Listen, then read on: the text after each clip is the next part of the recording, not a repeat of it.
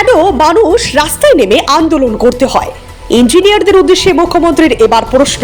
রাজ্যের ইঞ্জিনিয়ারদের কাজে যে মুখ্যমন্ত্রী খুব একটা সন্তুষ্ট নন, তা ইঞ্জিনিয়ারদের এক অনুষ্ঠানে বুঝিয়ে দিলেন তিনি।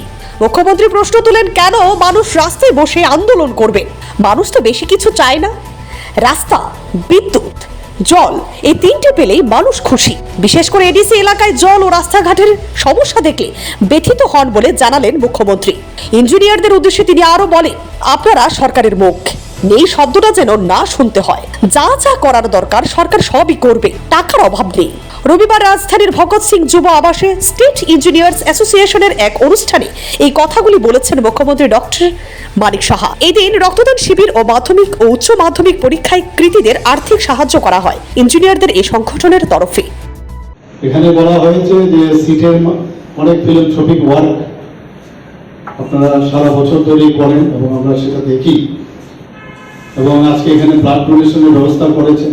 আপনাদের চলে এসছে যে আমাদের ব্লাড ব্যাংকে খানিকটা হলেও আমাদের কিছু খামতি আছে সেখানে ব্লাডের, সেই উপলক্ষে আপনারা স্বতঃস্ফূর্ত হয়ে আপনারা এসছেন এবং এই ব্যবস্থা আপনারা এখানে করেছেন। সিটির যা সদস্য সংখ্যা আমি যা শুনলাম প্রায় 1000-এর মতো, কিন্তু এখানে ওয়েস্ট ডিস্ট্রিক্টের যারা ইঞ্জিনিয়াররা আছেন, আমি ইঞ্জিনিয়ার পদটা বিশ্বকর্মা বলবো।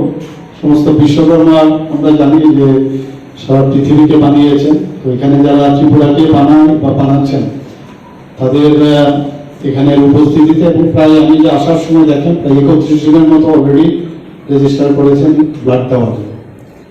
তো আমি এর জন্য আপনাদেরকে সিটের সেক্রেটারি, প্রেসিডেন্ট, ইঞ্জিনিয়ার সাহেব এবং যারা এই উদ্যোগ নিয়েছেন, এত সুন্দর একটা উদ্যোগ, মহতী অনুষ্ঠান, এর জন্য আপনাদেরকে অবশ্যই আমি ধন্যবাদ দিতে চাই। Bureau report, CNE TV. CNE TV, channel for news and entertainment.